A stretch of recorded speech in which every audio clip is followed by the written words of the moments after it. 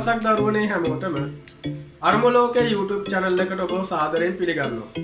ඔබ තවමත් අපේ YouTube channel එක subscribe කරලා නැත්නම් දැන්ම subscribe කරන්න. ඔයගොල්ලන්ට ඉදිරියේදී අරමුලෝකේ YouTube channel එක ඔස්සේ මගේ විෂයට අදාළ සියලුම පාඩම් නොමිලේ YouTube හරහා බලා ගන්න පුළුවන්. ඉතින් අරමුලෝකේ YouTube channel එක subscribe කරලා නැත්නම් දැන්ම subscribe කරන්න. අපේ අද පාඩම වෙන්නේ මොකක්ද? උසස් පෙළ තර්ක ශාස්ත්‍රය හා විද්‍යාත්මක ක්‍රමයට අදාළ ප්‍රධානම පාඩමක් වන මාතෘකාවක් වන විධික්‍රම කියන මාතෘකාව. විද්‍යාවේ විධික්‍රම කියන මාතෘකාව තමයි අද මම ඔයගොල්ලන්ට ගෙනාවේ. විධික්‍රම සම්බන්ධයෙන් අපි කතා කිරීමේදී අපි දන්නවා උසස් පෙළ තර්ක ශාස්ත්‍රය හා විද්‍යාත්මක ක්‍රමයේ ප්‍රශ්න පත්‍රයේ වැඩියෙන්ම ප්‍රශ්න ඇහෙන මාතෘකාවක් විදිහට අපි දන්නවා කොටස් දෙකක් තියෙනවා තර්ක ශාස්ත්‍රය හා විද්‍යාත්මක ක්‍රමය කියලා. ඒතර විද්‍යාත්මක ක්‍රමයේ වැඩියෙන්ම ප්‍රශ්න ඇහෙන මාතෘකාව තමයි අපි හඳුනාගන්නේ විධික්‍රමවාද කියන පාඩම.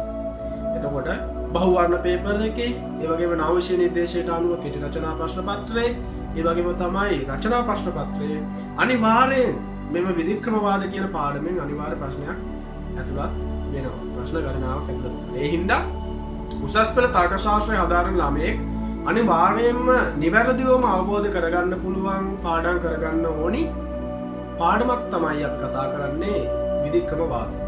ඉතින් මම අද විධික්‍රමවාද පාඩමේ තියෙන වැදගත්ම මාතෘකාවක් වන සාපේක්ෂක වාදය සම්බන්ධයෙන් ඔයාලට කරුණු ඉදිරිපත් කරන්න කරනවා. එතකොට සාපේක්ෂක වාදය සම්බන්ධයෙන් අපි කතා කිරීමේදී පුළුල් විෂය ශේෂ්ත්‍රයක් නැත්නම් පුළුල් මාතෘකාවක් විදිහට තමයි අපි දකින්නේ සාපේක්ෂක වාදය. නමුත් අරමුලෝකේ YouTube channel එක ඔස්සේ සාපේක්ෂක වාදය සම්බන්ධයෙන් ප්‍රාථමික අවධියේ ඉඳන් පුළුල් ශේෂය දක්වා නැත්නම් මුල සිට අගටම මම පාඩම ඉවර කරන්න ලැහැත් වෙලා තියෙනවා කොටස් වශයෙන්. එතකොට අද මම සාපේක්ෂක වාදයේ මූලික හැඳින්වීම ඔයගොල්ලෝ ගෙනාවා. ඒ වගේම තමයි ඉදිරි කොටස් වලදී මම සාපේක්ෂක වාදයට අදාළ ඉදිරි කොටස් ටිකක් සාකච්ඡා කරන්න මේ අරමුලෝකේ YouTube channel එක ඔස්සේ සම්බන්ධ වෙනවා. හරි. එතකොට සාපේක්ෂක වාදයට අපි ඉක්මනට මෙමු. සාපේක්ෂක වාදය කියන්නේ මොකක්ද? අපි දන්නවා සාපේක්ෂක වාදය කියනකොට අපිට එකපාරටම ඔළුවට එන්නේ 20 වන සියවසේ බිහිවෙච්ච අපි කතා කරනවා ඇල්බර්ට් අයින්ස්ටයින් විසින් හඳුන්වා දුන්න සාපේක්ෂතාවාදය. එතකොට සාපේක්ෂතාවාදය කියන්නේ විද්‍යාවේ තියෙන වාදයක්. සාපේක්ෂක වාදය කියන්නේ විධික්‍රම වාදයේ තියෙන වාදයක්.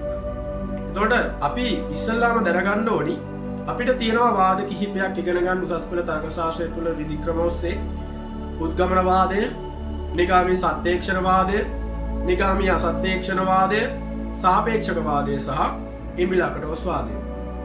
ඒ අතුරෙන් අපි සාපේක්ෂක වාදය ප්‍රධාන වශයෙන් අපි කියන්නේ විධික්‍රම වාදයක් නෙමෙයි කියලා. නැත්නම් තවත් විධික්‍රම වාදයක් නෙමෙයි කියලා අපි කියන්නේ. ඇයි අපි එහෙම කියන්නේ? මේ සාපේක්ෂක වාදය කියන්නේ මේ ඒ කාලේ හිටපු විධික්‍රම වාදීන්ගේ තිබූ සාපේක්ෂවාදී අදහස් නැත්නම් සාපේක්ෂ අදහස් වල එකතුවක් තමයි අපි සාපේක්ෂකවාදී විධික්‍රමයේ වශයෙන් ඉගෙන ගන්න. එතකොට මේක තවත් අපි විධික්‍රමයක් නෙමෙයි කියලා තමයි අපි කියන්නේ. එතකොට සාපේක්ෂකවාදය පිළිබඳ කතා කිරීමේදී සාපේක්ෂකවාදයේ ගොඩක්ම තියෙන විධික්‍රමවාදීන් ලියූ ග්‍රන්ථවල තිබූ සහ ඒගොල්ලන්ගේ ලිපි ලේඛනවල තිබූ සාපේක්ෂකවාදී අදහස් තමයි ප්‍රධාන වශයෙන්ම මේ සාපේක්ෂකවාදී මතය ගොඩනැගෙන්න මූලික හේතුව වුණේ. ඉතින් පොදුවේ පිළිගැනීම වන්නේ සාපේක්ෂකවාදය කියන තවත් විධික්‍රමයක් නොවනවා. ඒතර සාපේක්ෂවාදී මතයෙන් කියන්නේ මොකක්ද ප්‍රධාන වශයෙන්? විද්‍යාවට නිශ්චිත විධික්‍රමයක් නැති බවයි. විද්‍යාවට නිශ්චිත විධික්‍රමයක් නැහැ කියලා තමයි සාපේක්ෂකවාදී මතය කියන්නේ. එතකොට සාපේක්ෂකවාදී මත පළ කරපු සියලු විධික්‍රමවාදීන් කියන්නේ මොකද්ද? විද්‍යාවට මෙයයි නිශ්චිත විධික්‍රමයක් අපිට ගොඩනගන්න බෑ. විද්‍යාඥයාගේ පරීක්ෂණය මෙහෙවන ආකාරය අනුව විද්‍යාඥයාට නිදහස් තියෙන්න ඕනි. Tamanට කැමති විධික්‍රමයක් තෝරා ගන්න. ඒ හින්දා සාපේක්ෂකවාදය තුලින් අපි කියනවා විද්‍යාඥයාගේ පෞරු බිඳ දැම්මා කියලා. නැත්නම් අපි කියනවා විද්‍යාඥයාගේ තිබ්බ සීමා, එයාව ගැට ගහලා තිබ්බ බන්ධන සියල්ලම නිදහස් කෙරෙවුවා මේ සාපේක්ෂකවාදී විධික්‍රමවාදය තුලින්. ඒ වගේම තමයි සාපේක්ෂකවාදය කතා කිරීමේදී අපි ප්‍රධාන විධික්‍රමවාදීන් කිහිප දෙනෙක් ගැන කතා කරනවා. එතකොට පළවෙනි විධික්‍රමවාදී විදිහට තෝමස් කූන්, පෝල් පයරාබන්, රසල් හැන්සන්, ස්ටීවන් ටූල්මන් සහ සීඑල් හාල් කියන විධික්‍රමවාදී අපි ප්‍රධාන වශයෙන් සාපේක්ෂකවාදී විධික්‍රමයේ ප්‍රධාන චින්තකයින් නැත්නම් ප්‍රධාන විධික්‍රමවාදීන් කියලා හඳුනා ගන්නවා. ඒ අතරින් වැදගත්ම තුන් දෙනෙක් අපි කතා කරනවා තෝමස් කූන්, පෝල් පයරාබන් හා රසල් හැන්සන්ගේ අදහස් අපි ප්‍රධාන වශයෙන් සාපේක්ෂකවාදය තුල කතා කරනවා. එතකොට සාපේක්ෂකවාදීන්ගේ පොදු මතය මම ඉස්සෙල්ලාම කිව්වා මොකද්ද? විද්‍යාවට නිශ්චිත විධික්‍රමයක් නැති බව. විද්‍යාවට නිශ්චිත විධික්‍රමයක් නැති බව තමයි සාපේක්ෂකවාදීන්ගේ මූලිකාංගය. ඒ වගේම තමයි සාපේක්ෂකවාදීන් කිව්වා කලින් කල බිහි වෙන පදනම්වාද ඔස්සේ තමයි විද්‍යාවක් දියුණු වෙන්නේ කියලා. මොකද්ද මේ කලින් කල බිහි වෙන පදනම්වාද කියන්නේ? අපි දන්නවා දරුවනේ විද්‍යාවක් අනිවාර්යෙන් විද්‍යාව තුළ අවසන් සාමාන්‍යකරණය වෙන්නේ එක්කෝ අනාවරණයක් නැත්නම් මේ නිපදවීමක්. නැත්නම් අනාවරණයක් නැත්නම් සොයාගැනීම. එතකොට අපි දන්නවා විද්‍යාත්මක සාමාන්‍යකරණයට එන්න නම් අනිවාර්ය විද්‍යාත්මක ගවේෂණයක නියැලෙන්න ඕනි. නැත්නම් අපි කතා කරන විදිහ විද්‍යාත්මක පෙරහුරුවක් නැත්නම් විද්‍යාත්මක පරීක්ෂණ සිදු කරන්න ඕනි. එතකොට එහෙම විද්‍යාත්මක පරීක්ෂණ සිදු කිරීමේදී අපි දන්නවා විද්‍යාඥයෙක්ට අවශ්‍ය වෙන උපන්‍යාසයක්. විද්‍යාඥයෙක්ට ඒ කියන්නේ විද්‍යාඥයාගේ අවසන් සාමාන්‍යකරණ එයාගේ ගැටලුව තුල තමයි අන්තර්ගත වෙන්නේ. එතකොට ගැටලුවට එයා උපන්‍යාසයක් තනා ගන්නවා. එතකොට උපන්‍යාසය කියන්නේ මොකද්ද? අපි දන්නවා ගැටලුව සඳහා ඇති කරගත්ත తాවකාලිකුත් අවිනිශ්චිත දල විසඳුමක් දල නිගමනයක්. එතකොට ඔය උපන්‍යාසයේ වටේ තමයි විද්‍යාත්මක ගවේෂණ සියල්ලම සිදු කරන්නේ.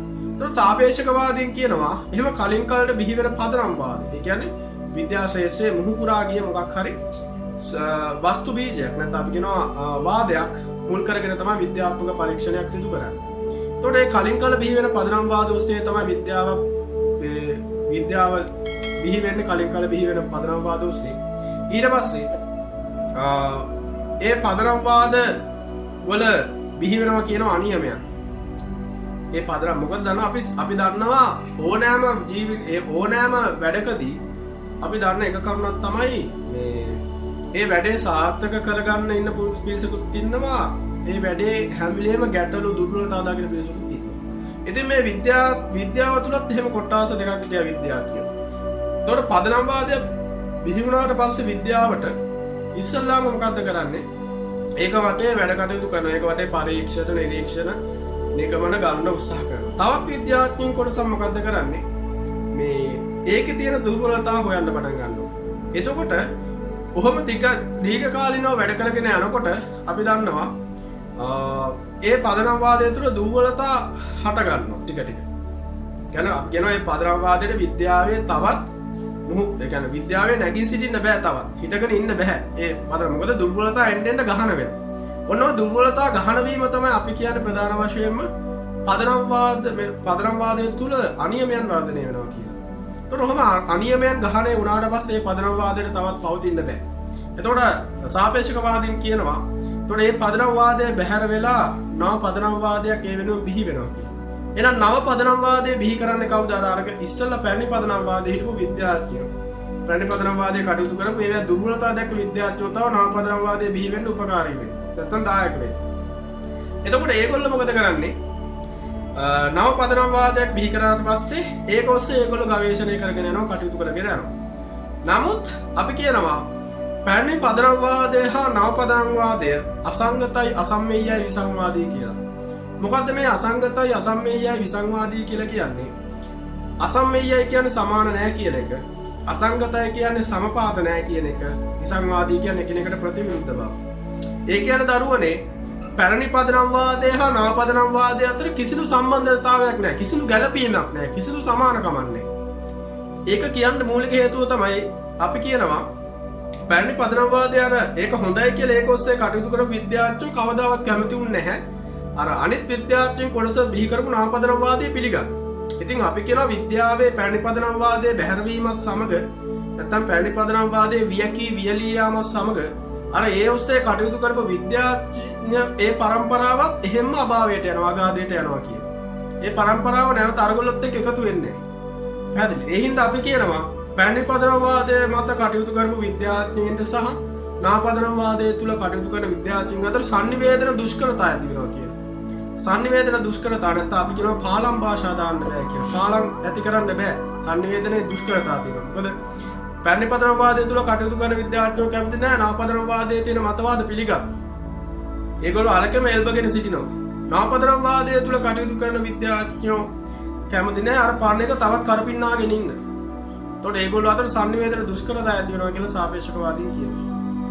ඒ වගේම අපි උදාහරණ වශයෙන් ගත්තොත් පදනම් වාද වලට දැන් අපි පැරණි පදනම් වාදයට හා නව පදනම් වාද දෙකට අපි නමක් කියන අනුයාත පදනම් වාද කියලා. නැත්නම් අනුගාමී පදනම් වාද කියනවා. එතකොට ඒවැ ස්වභාවය තමයි අපි කිව්වේ අසංගතයි අසම්මේයයි විසංවාදී කියලා.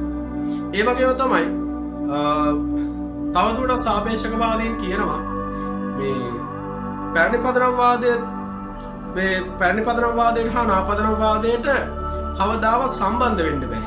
කවදාවත් එකතු වෙන්න බෑ කියලා.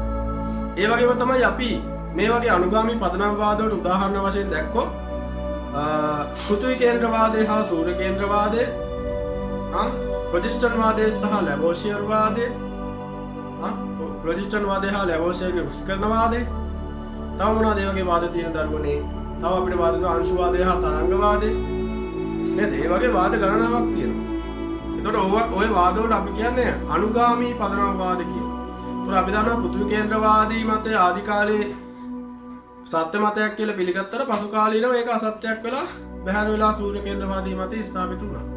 එහෙනම් අර පෘථිවි කේන්ද්‍රවාදී කියන්නේ පැරණි පදනම් වාදය, සූර්ය කේන්ද්‍රවාදී කියන්නේ නව පදනම් වාදය. ඒතර මේ දෙක අසංගතයි, අසම්මේයයි, විසංවාදී. පැහැදිලිද?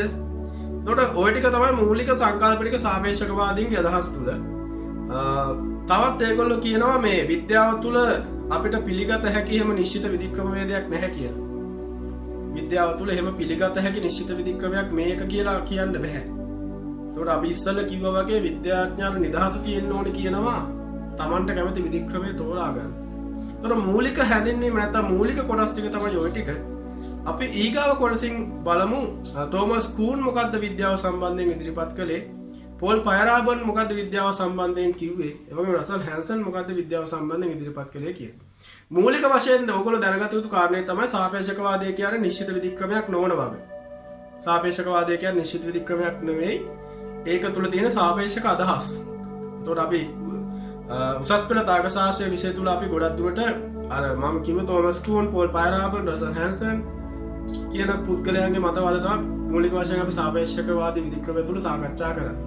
ඉතින් මම ඉදිරි දවස්වල ඉදිරි කොටස් තුලදී මේ channel එකේ මම ඉදිරි කොටස් සිදු කරනවා. ඉතින් මේ කොටස් තුලදී මම තවත් සාකච්ඡා කරන්න බලාපොරොත්තු වෙනවා කූන්ගේ විශේෂ අදහස්, පයරාබන්ගේ විශේෂ අදහස්, රසල් හැන්සන් ඉදිරිපත් කරපු විශේෂ අදහස්, ඊට අමතරව කූන්ගේ හා පයරාබන්ගේ මතවල තිබ්බ වෙනස්කම් ආදී කරුණු මම ඉදිරි කොටස් වලදී ඔයගොල්ලන්ට සාකච්ඡා කරන්න ඔයගොල්ලොත් එක්ක කතා කරන්න ලැහැත්ති. ඉතින් අරමු ලෝකයේ YouTube channel එකත් එක්ක සම්බන්ධ වුණු ඔබට බොහොමත්ම ස්තුතියි. උසස් පෙළ විභාගයට හැමෝටම ජය ප්‍රාර්ථනා කරමින් මම ඔබේ සමග ඉන්නවා. ආයුබෝවන්.